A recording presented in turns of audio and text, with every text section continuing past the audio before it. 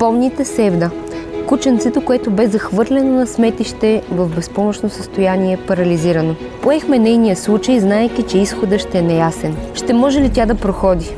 Дойде моментът за срещата и с доктор Златинов. Вижте какво каза той след направения преглед.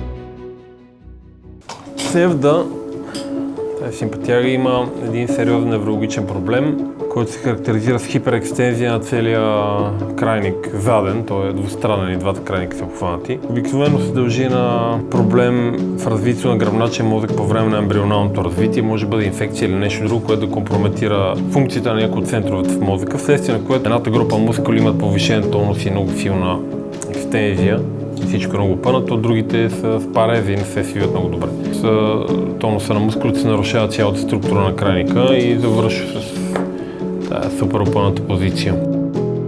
До сега няма открито ефективно лечение, евентуално ако има шанс да се самоограничи състоянието добре, физиотерапия като опити да поддържаме коляното да се флексира, както и петата.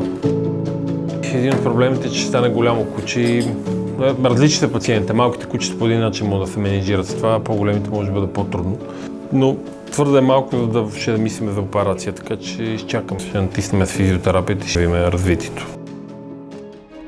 Понеже има някакъв проблем, ще видим доколко е сериозно с предната дясна лапа. Почва малко да я криви. Ще направим сега една снимка да видим дали има растежна деформация.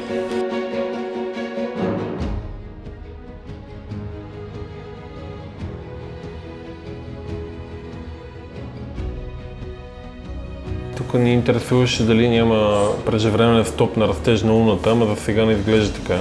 И няма деформация по костите, тая кривяването може би да от меките тъкани, ще се проследи за сега, не е нещо страшно.